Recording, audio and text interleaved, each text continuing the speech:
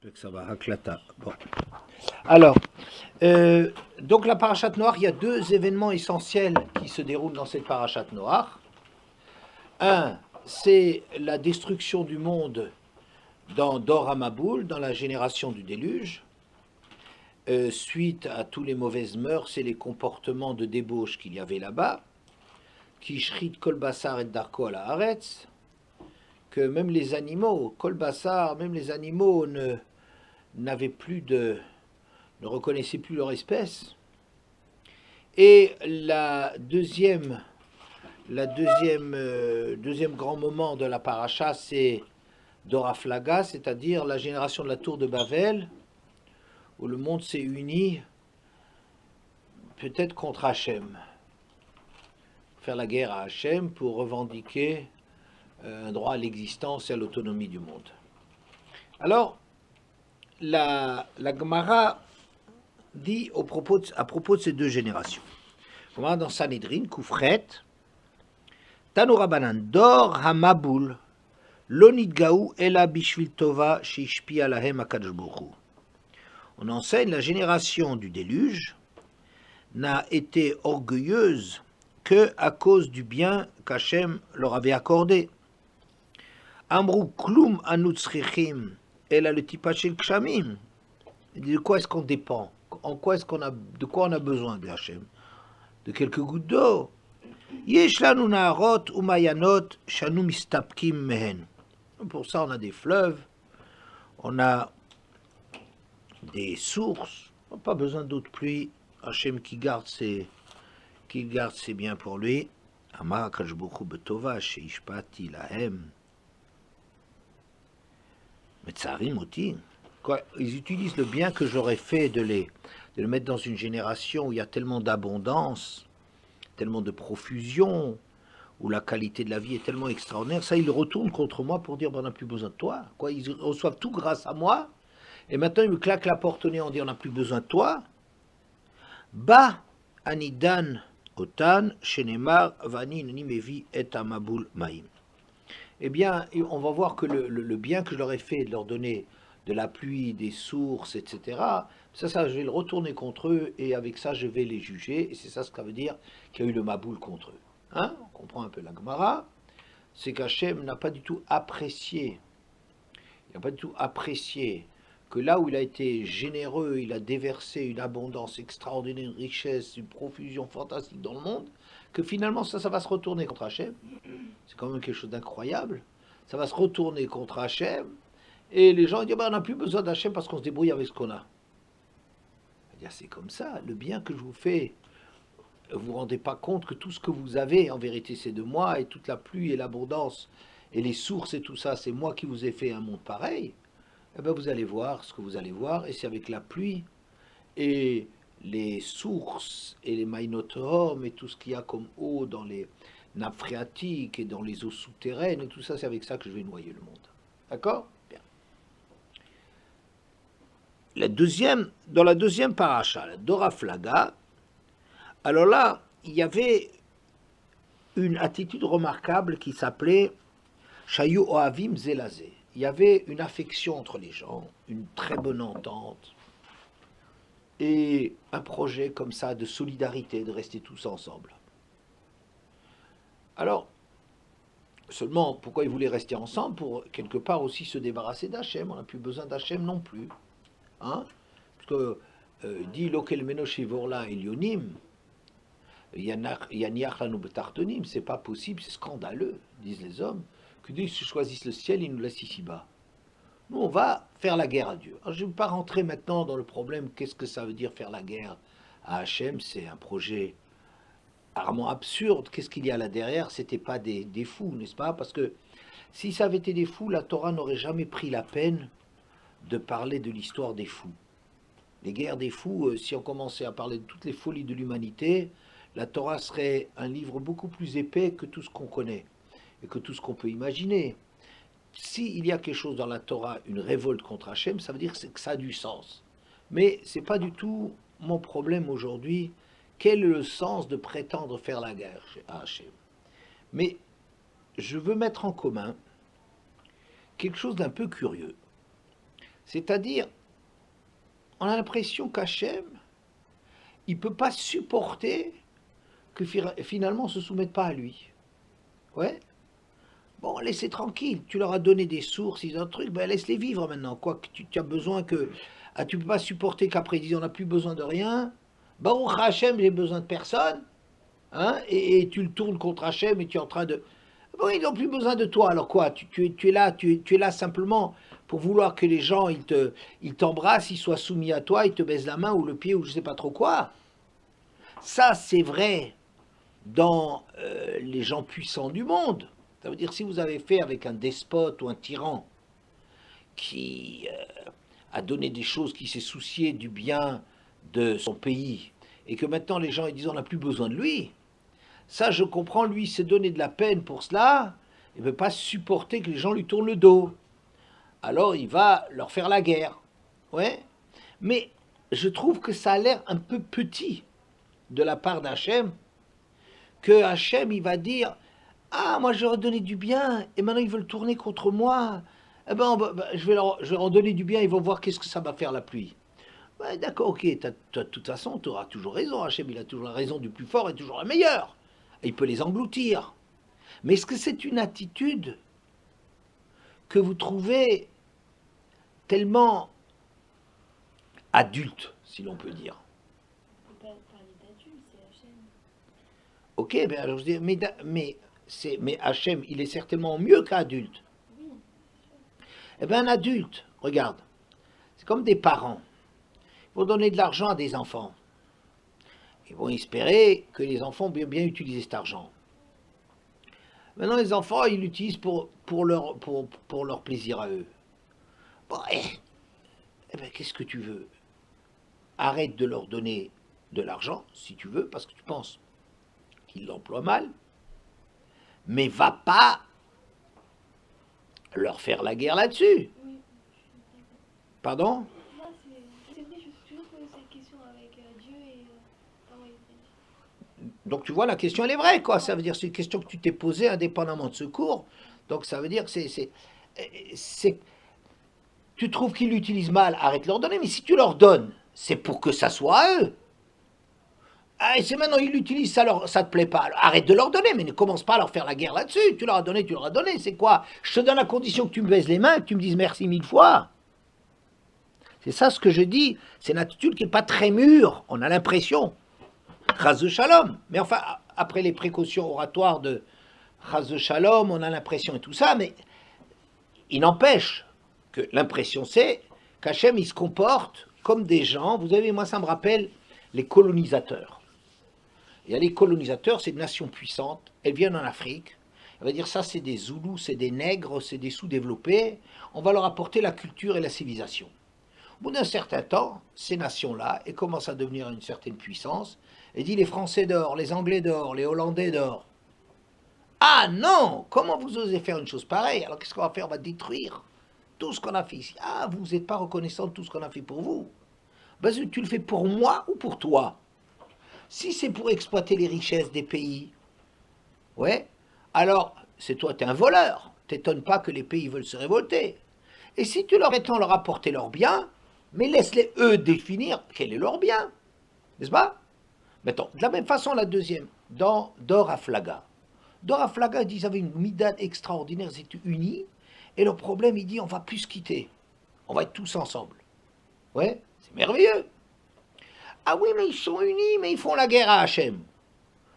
Bon, mais Hachem, c'est pas un tyran. Hachem, c'est pas un tyran que si tu te mets contre lui, il va se venger.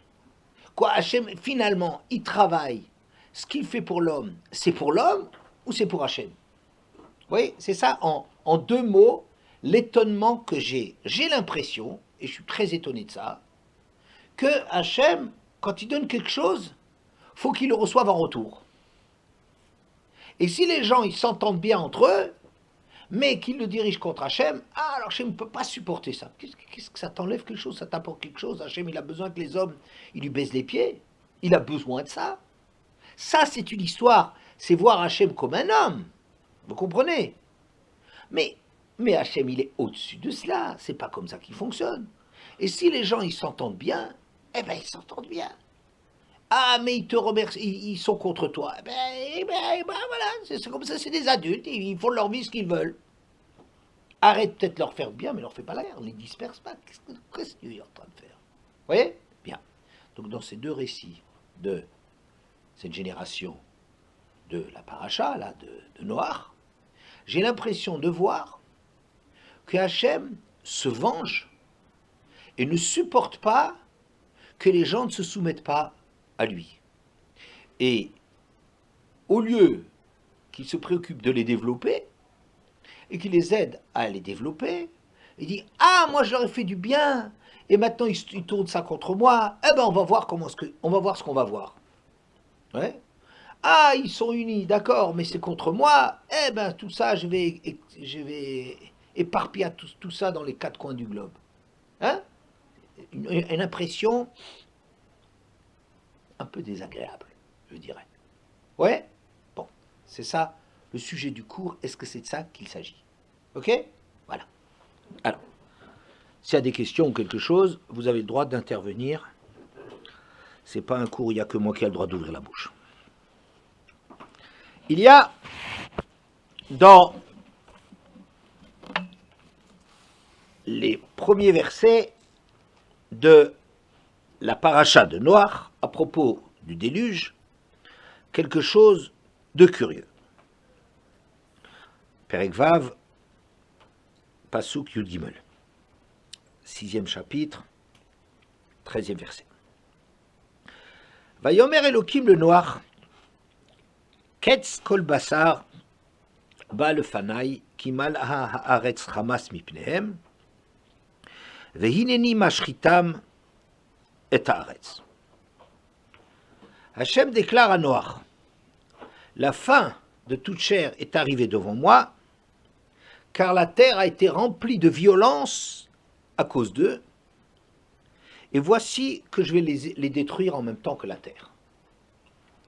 D'accord? Voyez le verset. Donc, c'est fini avec l'homme. Pourquoi? Parce que la terre est remplie de violence, et je vais détruire le monde. Rashi. Ketz kol basar, kol makom she'ata motze znut, va'odat kochavim, andro la moussia ba l'olam, ve'oreget tovim v'raim. Chaque fois, dit Rashi, où tu vois de la débauche et de l'idolâtrie, andra la moussia, ça veut dire une catastrophe. Une catastrophe s'abat sur le monde. Ça veut dire, qu'est-ce qui va faire que le monde va être détruit, qu'il va y avoir des châtiments terribles? C'est quand il y a la débauche et l'idolâtrie. Or, Rashi a dit juste avant, qui shrit kol basar, qu'il y avait de la hashrata. Hashrata, ça veut dire que chaque être détruisait sa façon d'être. Rashi a dit, c'est un terme qu'on rencontre et pour la débauche et pour l'idolâtrie. Donc, comme le monde était plein de débauche et d'idolâtrie, eh ben, Ketz kol basar balefanaï. Ah ben, c'est fini, quoi. Ils ont signé leur arrêt de mort. Mais Rashi continue en disant Kimal'a haaretz chamas, car la terre a été pleine de violence. Lo nirtam gzardinam, ela la gezel.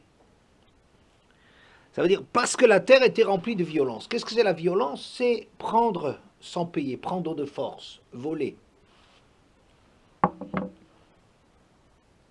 Est-ce que vous voyez qu'il y a quelque chose d'un peu bizarre? Chaque fois, dit Rachid, où le monde est plein de débauche et d'idolâtrie, alors le monde va être détruit. Mais le verset dit Ketz kol basar balefanaï, la fin de toute chair est arrivée devant moi. Kimala haaretz chamas, car la terre elle est pleine de vols. Est-ce qu'il n'y a pas quelque chose de curieux dans ce verset?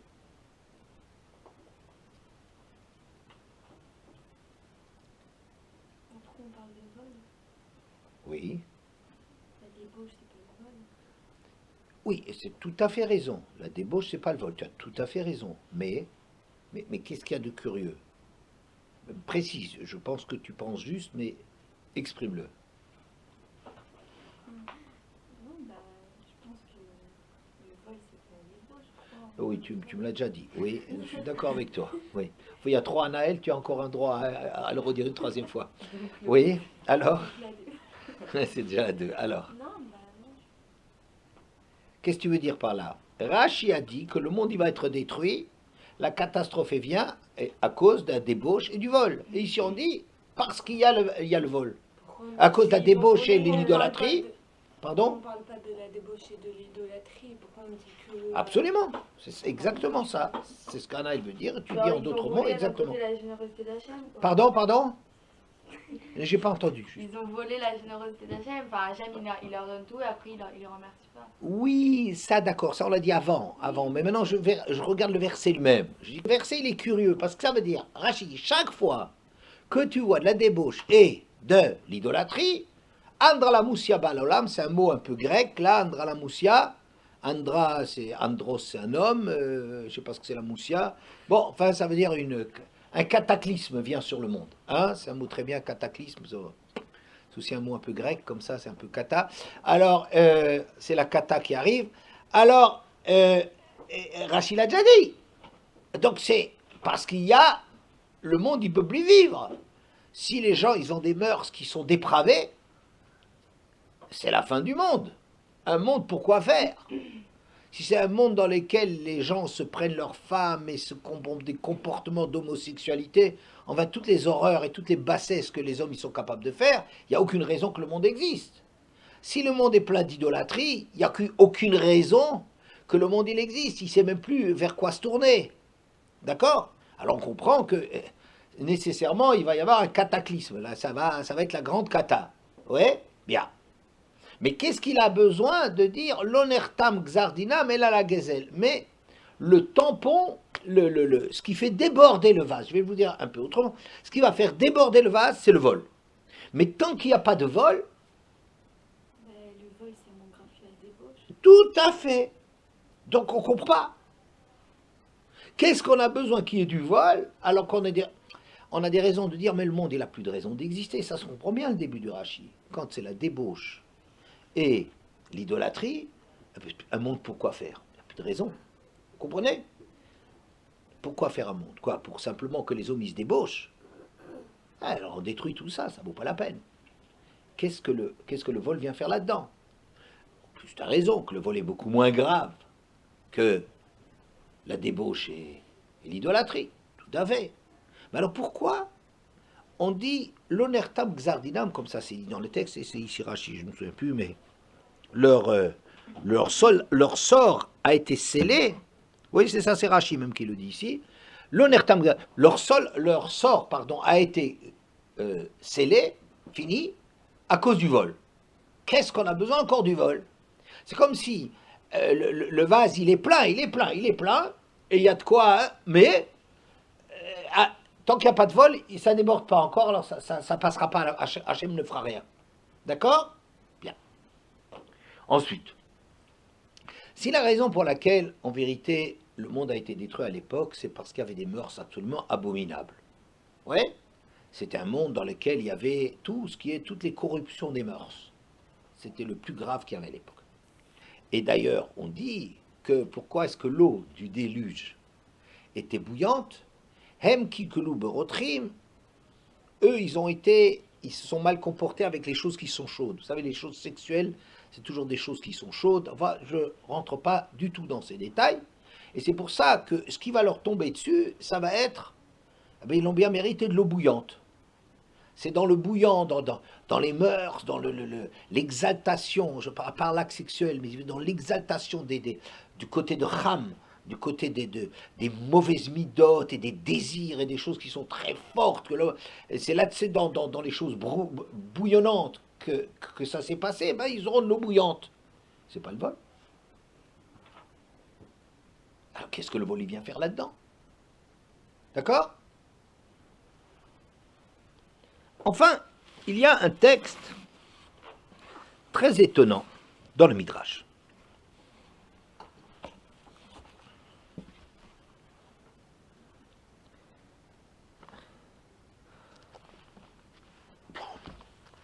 Gadol HaShalom, le Midrash, le Yalkut, sur le déluge, et sur la tour de Babel, surtout la tour de Babel d'ailleurs, Gadol HaShalom, la paix, c'est quelque chose d'extraordinaire. Chez Afilou Israël, Yavdu Avodat Elilim, Veshalom Benehem, Kivyachol, Einu Yachol Lishlot Bahem. La paix, c'est quelque chose de tellement extraordinaire que quand bien même le monde fait de l'idolâtrie, mais qu'il y a la paix parmi eux, Kivyachol, pour autant qu'on puisse se dire, ça veut dire que c'est une chose qui, quand on parle d'Hachem et qu'on dit Hachem il peut pas, il est impuissant à, c'est une façon de parler, parce qu'Hachem il peut faire ce qu'il veut, il peut tout, n'est-ce pas? Mais si l'on peut dire, en s'adressant à Hachem, et nous yachol lishlot bahem, il n'a aucun pouvoir sur eux. Chez Nema, comme dit le verset, Chaburat Savim Ephraim, Hanachlo. Quand Chabour, c'est il y a un lien, une entente, Chaverim. Atzavim, c'est l'idolâtrie. Quand il y a une union et de l'idolâtrie dans Ephraïm, Hanachlo, laisse-le tranquille. Fais rien contre lui. Mais la suite du verset, Aval Mishnech le coup, Mao Omer, mais dès qu'ils s'entendent plus, qu'est-ce que c'est marqué? Chalak libam, Ataye chamou. Mais quand leur corps est chalak, il est séparé, c'est plus l'entente, Ataye chamou. C'est maintenant que ils vont être rendus coupables. Bon. Midrash, assez étonnant. Hein? Quand il y a l'union, même avec de l'idolâtrie, chez Ephraïm, Hanachlo, laisse-le tranquille. Chalak libam, mais quand le cœur est séparé, ils sont plus, ils s'entendent plus, c'est plus Chabar, c'est Chalak, c'est séparé, Chelek, chacun va de son côté. Ata, maintenant, Yeshamou, ils vont être rendus coupables. C'est-à-dire, bien que l'idolâtrie était déjà avant, mais on ne pouvait pas les rendre coupables. C'est le même schéma que ce qu'on a chez nous. Il y avait de l'idolâtrie, il y aurait de quoi les punir, mais non. S'il y a de l'union, on ne peut rien contre eux. Et maintenant, mais dès lors qu'il n'y a plus d'union, alors maintenant on peut les rendre coupables. De quoi? De l'idolâtrie. Ça a l'air d'être la même chose que chez nous, vous voyez. Chez nous, il y a de quoi les rendre responsables de choses très graves, puisqu'il y a la débauche et l'idolâtrie, mais il faut encore qu'il y ait du vol pour qu'on puisse faire quelque chose. Comme si le vol, il permet de rendre coupable des choses très graves qu'il y avait avant. Vous suivez? Ça a l'air un petit peu compliqué. Hein, pardon? Le vol de quoi? Les gens entre eux, quand les gens ils se volent, quand entre eux ils se volent, alors là on peut les rendre coupables des choses très graves qu'il y avait avant. Donc c'est ce qui va se passer chez nous en vérité. C'est qu'il y avait déjà des choses de quoi amener une catastrophe sur le monde parce que Kishrit Kol Darko, qu'il y avait et la débauche et l'idolâtrie, mais tant qu'ils s'entendaient encore, Kaviachol, pour autant qu'on puisse se dire, Hachem, il ne peut rien contre eux. Hanach, laisse-les tranquilles. Et quand il y a le vol nous permet de leur reprocher les choses très graves qu'il y avait avant. Eh bien, c'est ça ce qui se passe. Quand il y a le vol, on va les punir. Sur quoi on les punit? Pas sur le vol. On les punit sur le fait qu'il y avait la débauche, et on va les punir comme la débauche. Dans le brûlant, comme les trucs qui ont à faire avec la débauche et tout ça. Hein? Vous voyez le... Bon. Qu'est-ce que ça veut dire ce midrash? Regardez. Un midrash que je trouve extraordinaire. Le midrash nous dit, même s'il y a de l'idolâtrie, sur lequel finalement on va les rendre responsables, c'est sur l'idolâtrie qu'on va les punir. Mais, Kaviachol, pour autant qu'on puisse dire une chose pareille, aussi incroyable sur Hachem, qu'il ne peut pas faire quelque chose, eh bien, il ne peut rien contre eux. Et c'est seulement quand il n'y a plus l'union, quand il n'y a plus la paix, Gadol HaShalom, quand le shalom est tellement extraordinaire que c'est un bouclier pour le monde, et c'est seulement quand il n'y a plus de shalom qu'on peut les rendre responsables, mais pas nécessairement sur le vol, mais sur des choses beaucoup plus graves. Ça voudrait dire qu'on peut faire tout ce qu'on veut tant que c'est dans le shalom. Oh, très bien. C'est ça ce que ça veut dire. Ça veut dire on peut. Il faut bien s'entendre. Il faut bien s'entendre sur ce que ça veut dire. On peut. Mais ça veut dire tu es protégé. Kaviachol, si on peut dire Hachem, il ne peut rien contre toi. Mais qu'est-ce que ça veut dire? C'est quand même bizarre. Tu es en train de dire la chose comme ça. Alors, monsieur, ça voudrait dire qu'on peut y aller. Tant qu'il y a la paix, on peut y aller. Non, mais tu as tout à fait raison. C'est ça ce qu'on est en train de nous dire. Un truc scandaleux. Ah, il y a la paix, ben là, ça va, Hachem, il ne peut rien faire. Ah, maintenant, Chalak Libam, quand leur cœur est séparé, alors hop, alors là, on le met le paquet. Mais le paquet sur les choses graves. Vous voyez? Qu'est-ce que ça veut dire, cette phrase? Qu'est-ce que ça veut dire, cette chose grave? Étonnant, cette histoire. Qu'est-ce que ça veut dire? Je crois qu'il y a quelque chose d'extraordinaire qu'on nous apprend ici. On nous apprend la chose suivante. Ma question au début, elle était, on a l'impression qu'Hachem ne peut pas supporter que les hommes ils lui échappent. Ouais. Je t'adore, je fais tout pour toi à condition que tu sois toujours très reconnaissant et que tu aies plein de gratitude et que tu me baisses les pieds et que tu me reconnaisses comme ton Dieu. Hein? J'ai dit, Hachem, il a l'air comme ça d'être un peu, si on peut dire sur Hachem, mais on peut certainement pas le dire, mais enfin, ça a l'air d'être comme si Hachem, il n'est pas très mûr. C'est comme des parents qui ne peuvent pas supporter que, ou c'est comme des gens qui prétendent apporter la religion, la culture, la civilisation dans des pays sous-développés, et quand ces pays-là, ils l'utilisent pour autre chose que ce que les colonisateurs, ils avaient comme projet, alors ça va très très mal, on va les faire disparaître. On a l'impression qu'Hachem, il n'agit pas mieux que ça. Ouais. Ah, je vais dire, c'est juste le contraire. Comment ça? Vous avez peut-être remarqué que dans la Torah, dans les Chachamim, tout termine par le shalom. Non? Est-ce que vous avez des exemples? Pardon? Dans le Birkat, très bien, dans le Birkat. J'en le prends un derrière l'autre. Dans le Birkat, c'est quoi? Hashem oz d'Hashem alamoiten atem yevarech et amo b'shalom. C'est la grande bracha. Bien. Ensuite, il y a dit la Hamida. Comment est-ce que c'est? Oh, c'est shalom bimromav, ou c'est shalom. Shalom. Ensuite. Où il y a encore du shalom? Birkat Kohanim. Birkat Kohanim, c'est Shalom. Vous avez vu? Comme ça, vous connaissez autant que moi. Hein? Viasem le Shalom. On termine la Birkat Kohanim par Shalom. Hein? Le Kaddish, tout à fait. Ose Shalom Bimomav, absolument.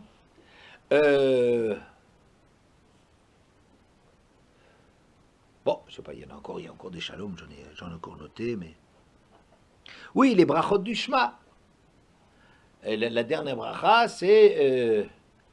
à la fin du Shema, le soir, c'est... Apores Sukat Shalom, Aleinu, Alcool Israël. Pour Shabbat, la fin des brachot du Shema, celui qui étend sur nous, Sukat Shalom. Donc on voit que le Shalom, c'est... Le Shalom, c'est quoi? C'est la conclusion de tout. Qu'est-ce que ça veut dire que le Shalom, c'est la conclusion de tout? C'est le plus important. Tout à fait, tout à fait. Mais ça veut dire que tout doit aboutir, tout est là pour arriver au Shalom. Le Shalom, c'est là, ça veut dire que c'est la conclusion, ça veut dire c'est l'aboutissement, c'est là que tout est fait pour qu'on obtienne le Shalom. Hein? Ça se comprend. Alors, il faut faire attention.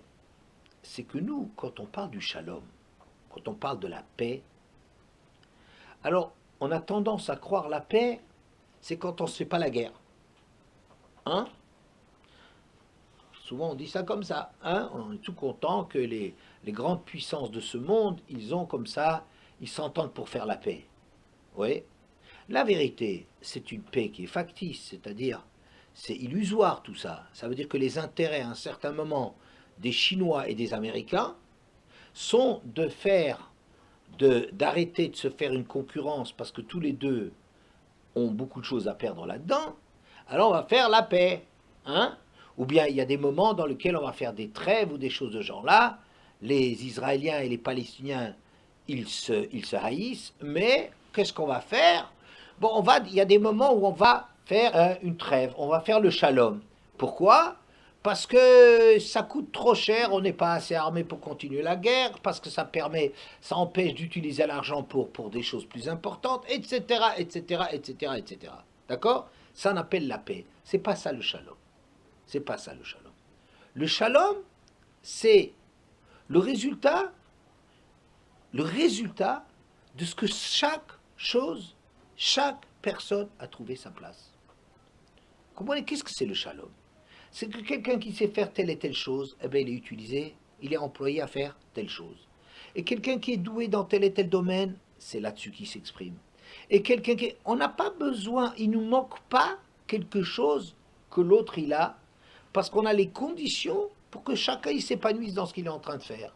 Là, c'est quelqu'un qui est un grand écrivain. Alors, qu'est-ce qu'il lui faut? Il faut des conditions pour qu'il ait la tête disponible et qu'il puisse écrire des livres. Et avec ça, il s'éclate. Un autre, c'est un homme de théâtre. Ce qu'il lui faut, il faut une scène, il faut un truc, il faut un public. Quand on lui donne les conditions de ça, il ne lui manquera pas quelque chose. Le troisième, c'est un homme d'affaires. Alors, ce qu'il lui faut, des possibilités de gagner beaucoup d'argent, de faire du commerce et des trucs. Alors, donne-lui les conditions. Mais quand chacun, dans une communauté, quelle qu'elle soit, dans un groupe, chacun arrive à s'exprimer là où ça compte pour lui, eh ben le shalom, c'est le résultat de tout ça. Le shalom, c'est pas quelque chose qu'on décrète. Quand on va faire la paix. La paix, la paix en français, on peut la décréter. On dit, ça y est, on fait l'armistice. Les Français et les Allemands, ils ont assez de se taper dessus. Ils font la paix. D'accord? Alors, on convoque les présidents, les généraux. On leur dit, est-ce que ça vaut la peine? Est-ce qu'on va continuer à faire des milliers de morts? Est-ce que ça vaut... Non, ça vaut pas la peine parce que, bon, très bien. Vous comprenez? Ça, c'est un shalom qui se décrète. Dans la Torah, le shalom, il se décrète pas. Il est le résultat qu'en vérité, si le mari il est content de ce qu'il est en train de faire dans la vie, que la femme, elle est satisfaite de son sort, que le fils aîné, il a une place particulière, que le deuxième, il est reconnu, que le troisième, il est chouchouté, etc., eh bien, automatiquement, il y a la paix. Pourquoi? Parce que la guerre, c'est quoi? C'est que quand j'ai l'impression que toi, tu as quelque chose dont j'ai besoin, alors moi, je vais revendiquer les choses que toi, tu as. Il me faut tes mines d'or, il me faut tes richesses, il me faut ceci, il me faut cela. Et donc, il y a des choses que j'ai l'impression qui me reviennent dans ce qui est chez toi, et toi, la même chose, eh bien, on va se faire la guerre. Ou je veux du territoire, ou je veux de ceci, ou je veux cela. Peu importe, la guerre, elle est le résultat d'une concurrence dans laquelle chacun voudrait les choses qui viennent de l'autre, n'est-ce pas? Bon. Mais le shalom, c'est pas ça. Le shalom, c'est toujours à la fin. Et pourquoi le shalom, c'est toujours à la fin? Parce que tout le travail, c'est d'arriver jusqu'au shalom, c'est-à-dire d'arriver à construire une société qui soit juste, dans laquelle chacun est reconnu, dans laquelle chacun est à sa place, dans laquelle la place de chacun est nécessaire, chacun est valorisé, chacun a du sens dans ce qu'il est en train de faire. Alors, je n'ai pas besoin, moi, de ce que l'autre a fait. Si je suis un pianiste, j'ai pas besoin, je ne suis pas jaloux du violon de l'autre. Vous comprenez? Et à l'inverse aussi. Hein? Bien. C'est pour ça que le shalom, c'est une chose énorme. Mais la Torah, elle a une pédagogie, ça veut dire, elle a un savoir-faire, de dire que si tu suis la Torah avec tout ce qu'elle a comme exigence et tout ça comme but de faire trouver à chacun sa raison de vivre, sa place véritable, et ça va aboutir, le résultat de ce que chacun est content là où il est, c'est le shalom. C'est un résultat, c'est pas une proclamation, n'est-ce pas? C'est le résultat que chacun, on lui donne ce qu'il a besoin pour s'exprimer, et qu'il est content de sa place, eh bien, automatiquement, il y a du shalom. Vous voyez? Bien. Ça, la Torah prétend que, la Torah prétend, qu'il faut passer par toutes les mitzvot pour arriver au shalom. Mais le but, c'est le shalom. Imaginons maintenant que dans un groupe, on est du shalom. On est du shalom. Ça veut dire une société, elle a un projet.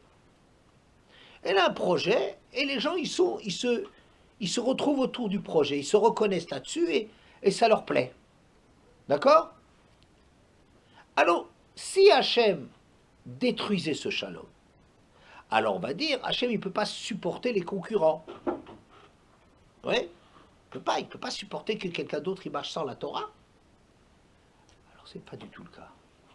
Kaviachol, si on peut dire un truc incroyable, même s'ils font de l'idolâtrie, ça veut dire même si c'est tourné contre Hachem, mais qu'ils proposent une vie dans laquelle on respecte l'un l'autre, on vit ensemble, on est solidaires, on travaille dans la même direction, oui, eh bien Hachem il est, Kaviachol si on peut dire, entre guillemets, Enouyachol, il peut rien contre eux. Pourquoi il peut rien? Parce que s'il pouvait quelque chose, ça voudrait dire qu'Hachem c'est une grosse brute, Chas de Shalom, qu'Hachem c'est une grosse brute qui ne peut pas supporter la concurrence. Mais si les hommes ils ont un projet qui aboutit à ce qui intéresse la Torah, c'est-à-dire le Shalom, mais par une autre façon que la Torah, même s'ils font de l'idolâtrie, même si c'est contre Hachem, même si c'est quelque chose de nuisible, même si c'est quelque chose de mauvais, Hachem, il peut pas, parce que s'il faisait quelque chose là, ça voudrait dire qu'Hachem, il est jaloux et qu'il veut qu'on lui baise les pieds et qu'on reconnaisse ce que lui il dit et que la seule vérité, c'est celle que lui dit. Mais la vérité, c'est ce que la Torah dit, parce que c'est la vérité, mais pas parce qu'Hachem l'impose. D'accord? Alors c'est pour ça qu'on voit qu'il y a le contraire de ce qu'on croyait au début de la paracha. C'est bien le contraire, c'est-à-dire que lorsque les gens aboutissent à du shalom, même quel que soit qu'il y ait Avodazara et qu'il y ait de la débauche, Hachem il ne peut rien faire contre eux. Bien qu'en vérité il y a des choses énormes à reprocher à cette génération, mais tant qu'il y a le shalom entre eux, Hachem il est Kaviachol, il ne peut pas. Oui. Vous avez dit qu'il faut faire les mitzvot, alors comment ils peuvent faire des choses mauvaises? Voilà, alors, ça veut dire que par exemple, les gens ils décident de construire la tour de Babel pour faire la guerre contre Dieu, mais ils s'entendent bien, mais ils s'aident, mais ils travaillent en commun. Vous avez dit qu'il faut faire les mitzvot. Non, ça c'est la vérité que c'est comme ça. Ça veut dire qu'une paix qui va se faire sans les mitzvot et sans le derrière de la Torah, en vérité, elle n'arrivera pas en fin de compte à cela. Mais tant qu'il y a le shalom, on va dire, ben, un autre derrière. Moi, je prétends qu'on n'a pas besoin d'être religieux. Moi, je prétends qu'on n'a pas besoin de faire les mitzvot et d'étudier la Torah pour bien s'entendre. Souvent, les gens, ils te vous disent comme ça, on n'a pas besoin de la Torah c'est lourd, il y en a beaucoup trop, ça nous prend trop la tête, etc., etc. Et on peut faire une belle société, c'est la prétention, on n'a pas besoin de la Torah, on peut faire une belle société. Si vraiment ils font une société dans laquelle les gens ils s'entendent, je ne dis pas qu'ils ont raison, je dirais qu'Hachem, il ne s'attaquera pas à cela. Il les laissera faire. Pourquoi? Parce que c'est pas Hachem, il ne fait pas de l'abus de pouvoir. Hachem sait très bien qu'en vérité, pour arriver à la paix, il faut que chacun trouve sa place. Et que pour chacun trouve sa place, il faut l'étude, il faut les mitzvot, il faut de la discipline, il faut du respect d'Hachem, etc., etc., etc. Hachem, il le sait très bien parce qu'il connaît l'homme qui l'a créé. Mais il n'impose pas une chose pareille. D'accord?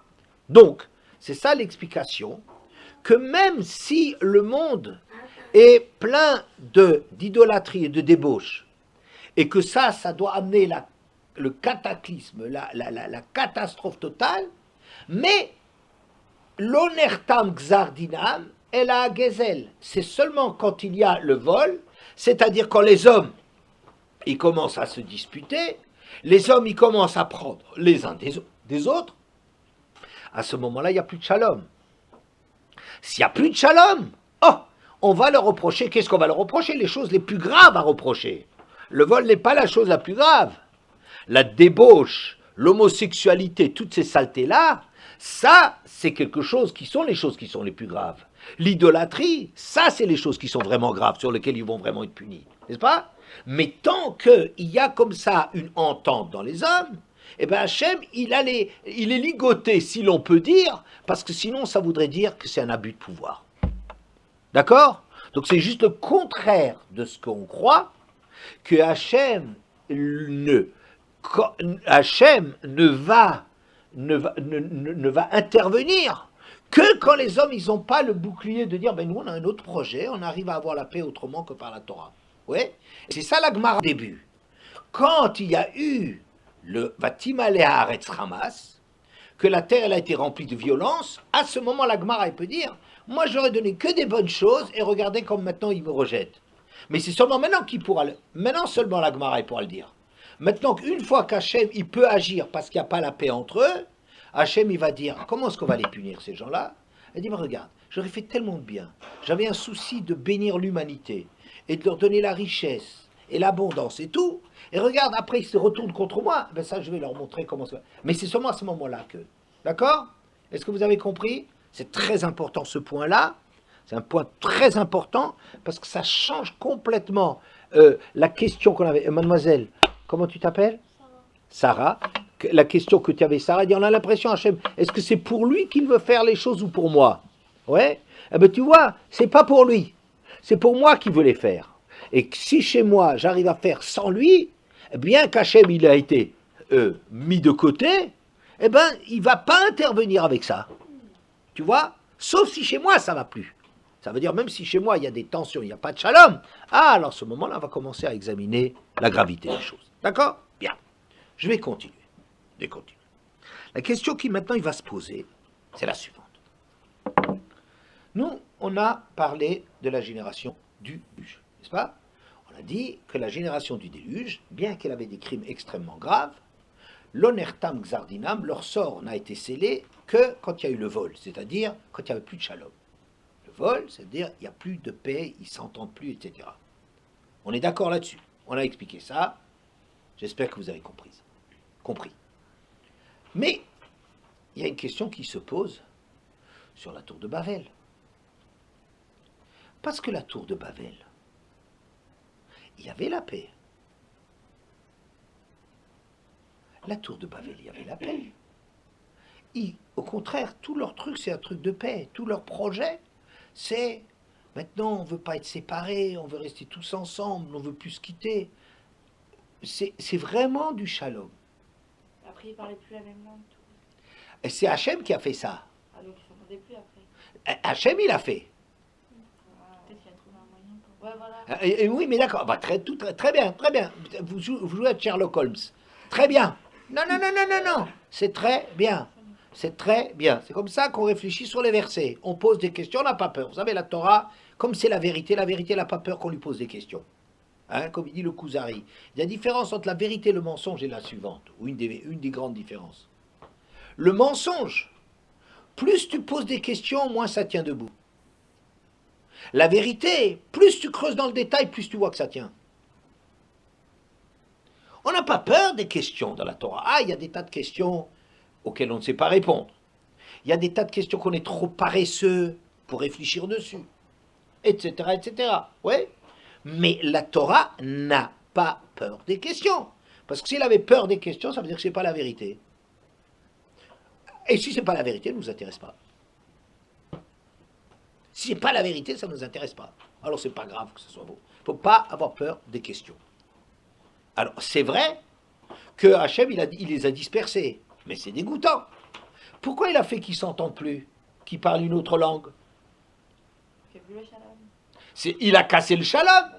Or, on a dit que le shalom, ça fait qu'Hachem, il ne peut plus rien faire. Est-ce que vous avez su, mesdemoiselles? Dans la question du déluge, on a répondu à cela. Mais dans la tour de Babel, tout le projet,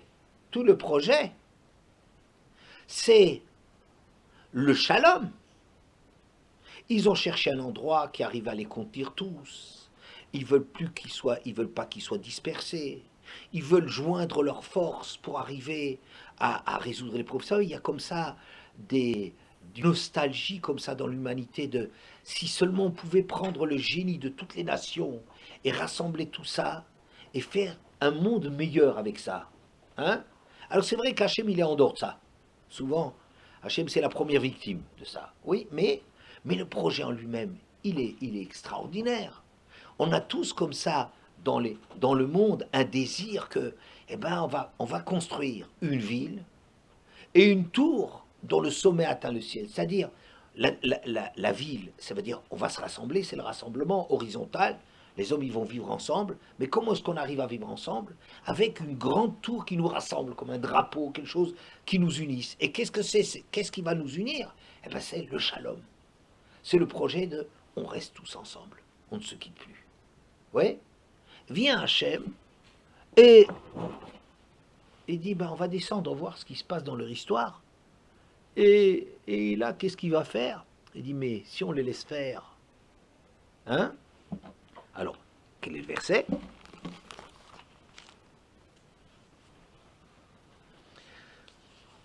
Donc, le début, c'est le cheville de Parchat Noir. Le monde n'était qu'une seule langue, et Dvarim Achadim, et des préoccupations communes. Ouais? Vous voyez, c'est merveilleux. Tout le monde est intéressé, parle les mêmes choses, parle la même langue. Donc, ça baigne. Benossa Mikedem, quand ils ont voyagé à partir de l'Est, Vaimtsu Bika, ils ont trouvé une vallée dans le pays de Shinar, et ils se sont installés là-bas. Vayomru Ish El Reu, là, il a dit à son ami, vous voyez, c'est une amitié, c'est formidable, c'est tellement beau. Hava, Nil Bena Levenim, Nisrefal, Isrefal, on va construire maintenant des briques, on va fabriquer des briques. Et pour eux, les briques, elles ont servi de pierre, et le ciment, l'argile a servi de ciment. Vayomu, ensuite, ils disent, Hava Nivne, maintenant qu'ils ont des briques, oui, Hava Nivne Lanouir, au Migdal Verosho, maintenant on va construire une ville. Une ville, ça veut dire ce qui va nous rassembler, n'est-ce pas? Verosho Bashamaim, dont tout le monde, on le voit de partout, on se réunit autour de ça, jusqu'au ciel. Vena Selanouchem, on va se faire comme ça une réputation, que tout le monde va venir ici pour qu'on vive tous ensemble. Penafutz alpenecholares, de peur que l'on soit dispersé sur la face de la terre. Quel est le projet? Faire en sorte qu'on ne soit pas dispersé. C'est ça qu'ils ont peur. C'est ce qui leur arrivait. Mais c'est de ça qu'ils avaient peur. Pourquoi?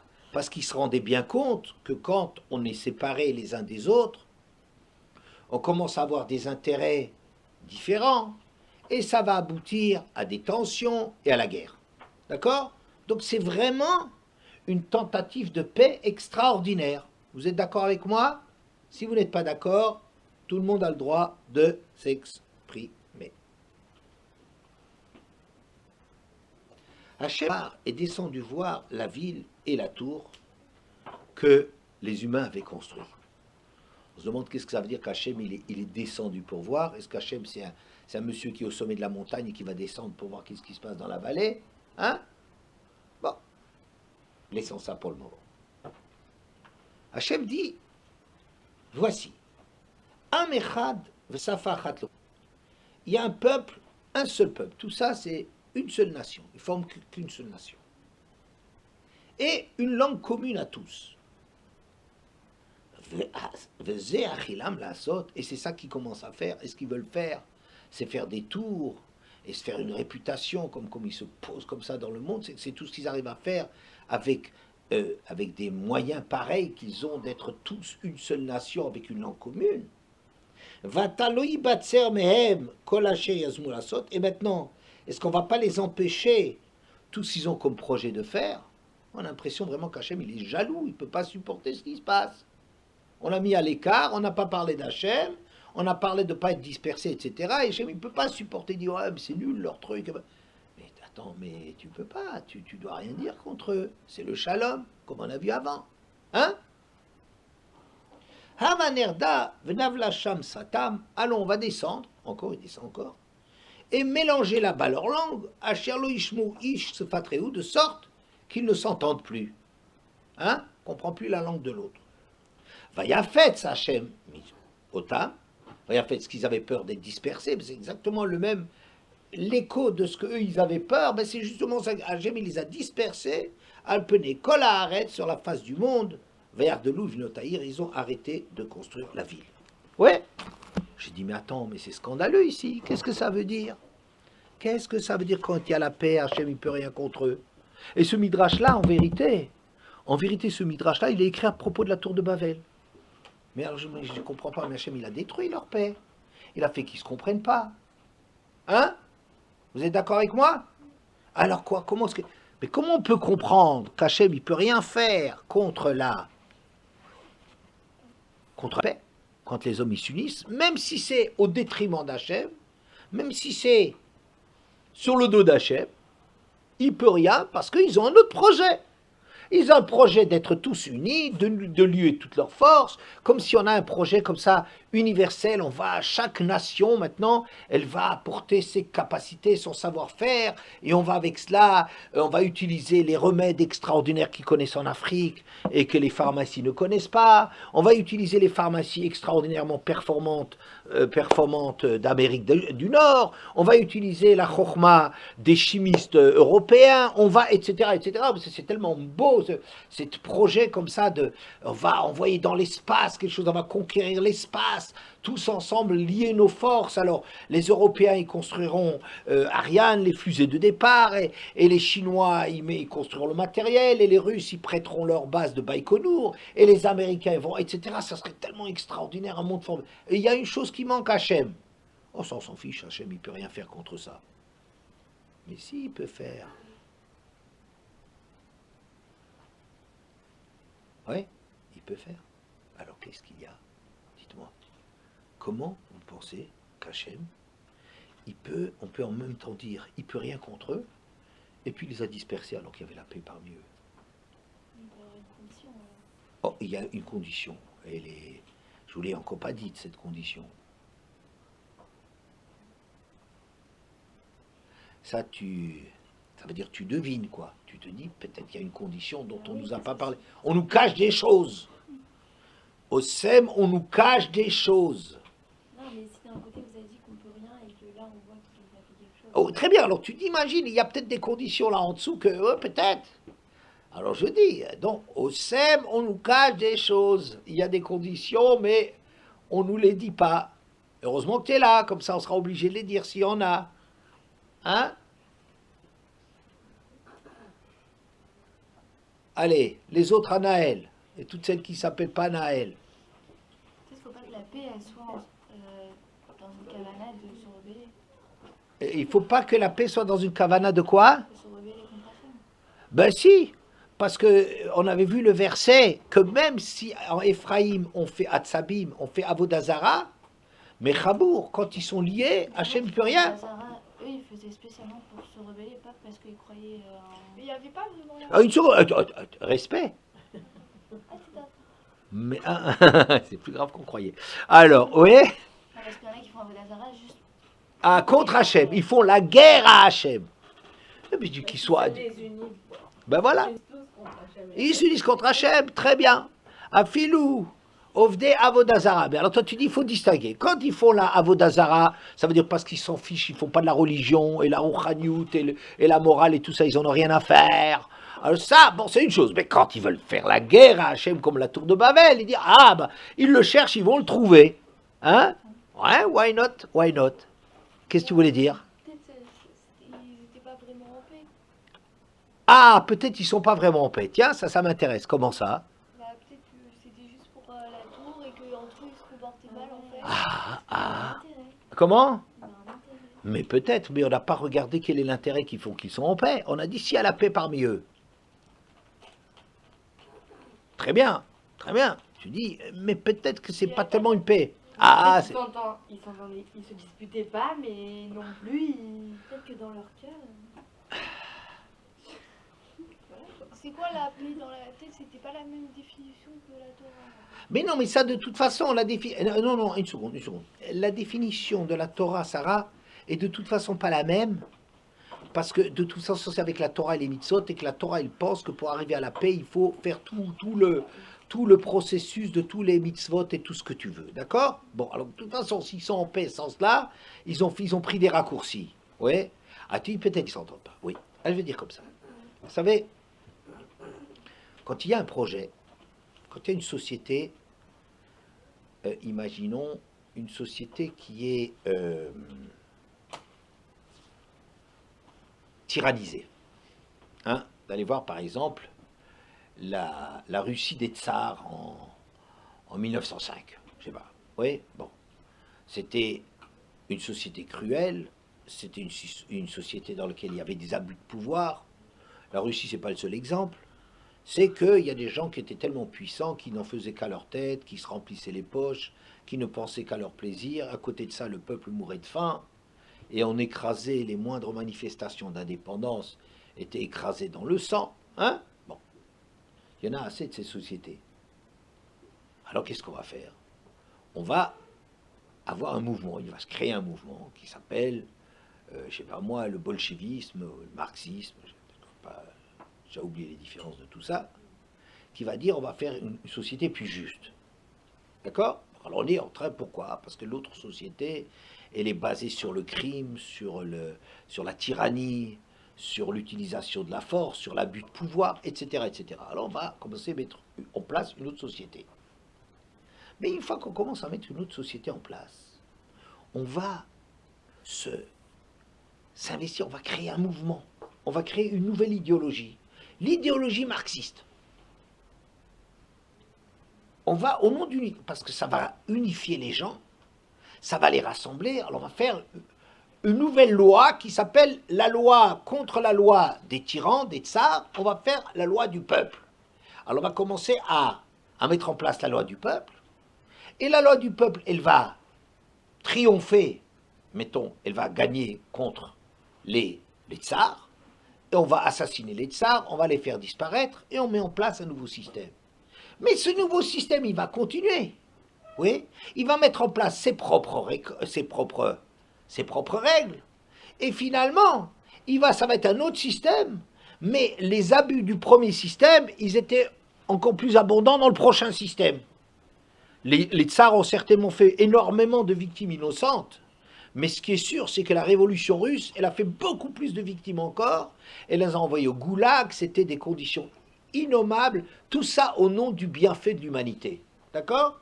Ça veut dire quoi? Ça veut dire que une révolution, ce qui est difficile, il y a deux moments dans une révolution. Il y a un moment où il s'agit de lutter victorieusement contre le système en place.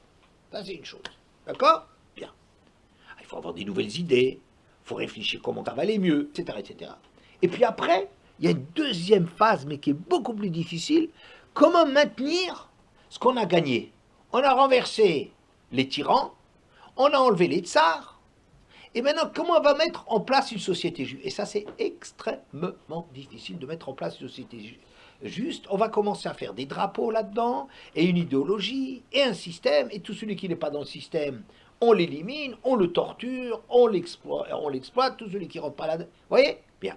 Le nouveau système, il va être au moins aussi mauvais que le précédent. Hein? Bien. La tour de Babel, elle a commencé comme ça. Vayi Benossa Mikedem. Ça a été quand ils sont partis, Mikadmono Shelolam, Mikedem, ça veut dire on n'est pas en train de décrire les mouvements de population, est-ce qu'ils viennent d'est en ouest ou d'ouest en est, ça, c'est pas ça, mais ils sont partis, Mikedem, de Kedem. Qu'est-ce que veut dire le mot Kedem? Kedem, Kodem, avant. Kedem, c'est l'est. C'est là où le soleil il se lève à l'est. Kedem, comme Mizrach. Mizrach, ça veut dire là où le soleil va apparaître, il va luire. Eh ben, Kedem, c'est l'est, là où il est au début. Ils se sont, ils sont retirés d'Hachem. Ils avaient un mouvement qui était contre l'ancien système. On n'aime pas la Torah. On ne veut pas toutes les contraintes du système. Enfin, il n'y avait encore pas beaucoup de Torah à l'époque, mais c'était déjà trop pour eux. Et on ne veut pas de ce système. Et donc, ils cherchaient un système nouveau pour se libérer d'Hachem. Parce qu'Hachem, c'est très pénible, il a des exigences, il demande à suivre certaines lois, on n'est plus libre de faire ce qu'on veut. Donc, voyez, Benosam Mikedem, quand ils voyageaient à partir de l'Est, ils sont éloignés, etc. Ouais. Et ils trouvent un endroit qui arrive à les rassembler tous, et ils vont dire, maintenant on va faire une nouvelle chose, on va faire un shalom, on va construire, sans Hachem, on va construire une société juste. Ouais. Jusque-là, c'est très bien. C'est le nouveau projet, la nouvelle société qui dit, on en a assez de la dictature d'Hachem, on veut plus ce monde qui nous oblige à avoir un comportement moral, eh bien nous on va poser nos propres lois et on va vivre bien ensemble. Mais, regardez comment ils agissent. Deux fois ils disent, on va se donner à. Alors on va maintenant construire des briques. Ils ont construit des briques, ils n'avaient même pas encore un projet. Mais juste un projet pour les unifier. Vous savez, il y a quelque chose d'un petit peu artificiel dans cette union. Pourquoi? Quand tu dis, on va d'abord construire une ville, mais comment construire une ville? Il faut construire des briques. C'est comme ça qu'on va faire les choses. Ici on dit, allez, on va construire des briques. Une fois qu'ils ont les briques, ils disent, maintenant on va construire une ville. C'est le monde à l'envers. Donc ça veut dire comme si le projet d'industrie qu'ils ont, de construire des briques, c'était même indépendamment du projet, c'est une façon de les unir. Allez, on va maintenant, le monde il va produire des voitures. On ne se soucie pas encore de pourquoi des voitures, on va fabriquer des voitures, ou on va fabriquer des pneus, on va fabriquer des moteurs. Après, dans un deuxième temps, on va encore plus loin. Donc c'est quelque chose d'un peu artificiel. Leur union, elle est à coup de « allons, on va y aller, allez, on va s'unir ». D'accord? Ils ont tellement peur d'être désunis qu'ils ont un projet de construire des briques, alors qu'ils n'ont même pas encore, ils ne savent même pas qu'est-ce qu'ils vont faire. N'est-ce pas? C'était le début. Au début, il ne parlait pas du ciment. Avanil benal venim l'isrefa l'isrefa. On va fabriquer des pierres et les brûler. Parce que les pierres, il faut les chauffer pour qu'elles soient... Hein? Voilà. Mais maintenant, on va faire quoi?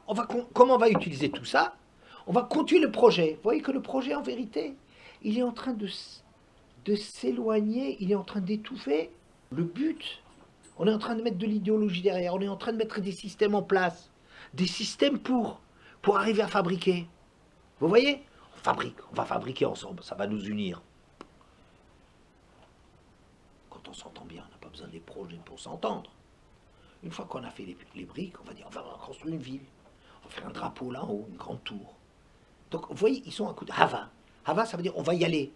Comme une chose qui n'est pas encore là, on lance comme ça une idéologie, on met en place, on pousse les choses. Hein? Bien.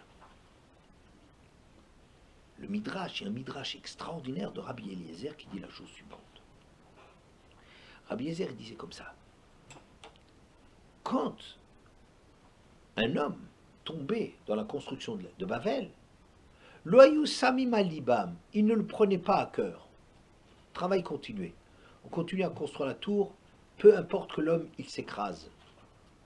Que Shainil Vena, Nofelet, Hayoshvim, Umitablim, Vomrim, Matai Tagia le Vena Acheret. Mais quand une brique, elle se brisait, alors là, il prenait le deuil, il dit quand est-ce qu'on pourra la remplacer? Regardez ça. Vous avez ce midrash extraordinaire des Pirkei de Rabbi. Qu'est-ce qu'il est en train de nous dire? Quand un homme, il était en train de mourir, on s'en fiche, peu importe. On construit des trucs dangereux, la construction c'est dangereux. Quand il y a une tour qui a pas mal d'étages, si on tombe, c'est pas très grave. Mais quand une pierre c'est grave. Ça veut dire quoi? Qu'en vérité au début, quel était le projet? Le projet c'était pour l'homme. La ville n'était que le moyen pour faire un monde où l'homme puisse coexister. Ouais. Et puis on voit que le système, il s'est tourné. Vous savez, c'est comme quand on parle sur le progrès. Le progrès, au début, on va dire, oh, c'est très important le progrès. Pourquoi? Parce que le progrès, il va permettre à ce que les hommes, ils ont plus de repos, à ce que les tâches elles sont moins pénibles, on se libère du temps. C'est le progrès. Hein? Et bien, qu'est-ce que ça devient après? le progrès, il se retourne contre l'homme. Alors, du chômage, on n'a plus besoin des gens, on n'a plus... Le projet, il se retourne contre le but qu'il était au profit de l'homme. Maintenant, c'est l'homme qui a un instrument pour construire la tour. Ça veut dire quoi? Ça veut dire que même si extérieurement, c'est ça l'idée que vous avez tout à l'heure, peut-être extérieurement, ils sont en paix, mais en vérité, il commence déjà à y avoir des choses qui ne marchent pas dans leur système. Parce qu'ils ont poussé le système très loin. Ils ont voulu Hava, ils se sont lancés à titre de grande ambition, mais des choses qui n'étaient pas nécessaires. On vit ensemble, on est content. On n'a pas besoin de créer quelque chose pour être ensemble. Et une fois qu'on a créé des briques, on n'a pas besoin d'avoir un projet pour ces briques. Et une fois que ces briques elles sont construites, ce n'est pas les briques qui sont importants, c'est les hommes qui sont importants. Mais vous voyez que progressivement, il y a une distance qu'on est en train de prendre avec la préoccupation du début de la paix. Alors même si extérieurement on n'en voit rien, parce que ça, on est encore en train de construire la brique, Hachem il dit, on va descendre. Je vous ai dit, Hachem il n'est pas sur le sommet de la montagne, il va descendre, qu'est-ce qui se passe en bas? Il a des bonnes lunettes, et puis il n'est pas au sommet de la montagne, il est partout. Mais il veut dire comme ça, descendons dans leur projet. Ça veut dire, parfois on voit une chose qui au début, elle a l'air bien. Mais le Chacham Roé est un olad. Quelqu'un d'intelligent, il voit qu'est-ce que ça va donner. Il voit que le projet, il a l'air très bien. Mais quelqu'un qui est Chacham, il ne voit pas juste le projet. Il voit les conséquences, qu'est-ce que ça va entraîner. Hachem, il descend, qu'est-ce que ça veut dire? Il va descendre et voir, mais qu'est-ce qui se passe au fond de cette histoire? Ça veut dire qu'Hachem, il dit, mais attends, ça a l'air d'être quelque chose de très bien, que le mot d'ordre est, on ne va pas se disperser. Mais si on descend dans les conséquences de ce qu'ils sont en train de faire, ils sont en train, en vérité, de rendre l'homme esclave. Ils sont en train de rendre l'homme esclave de leur construction, au leur de leur construction, et soit au service. Et le moyen pour que les hommes y soient rassemblés, ce qui était le projet, avec tous les glissements qu'il y a eu, et finalement, c'est un monde dans lequel l'homme est en train de devenir un esclave, il n'y a plus du tout de shalom. Donc qu'est-ce qu'Hachem il a fait? Il a dispersé les langues, pas parce qu'il voulait se venger et empêcher une concurrence. Hachem il n'a rien à faire avec les concurrences. Il est assez grand pour vivre tout seul. Et il ne peut rien faire contre la concurrence. Si l'on peut dire, lui, les règles qu'il pose, s'ils ont un bon système, on le laisse. Mais Hachem il a fait un chesed extraordinaire. Ici, il a fait du chesed. Il a fait quel chesed?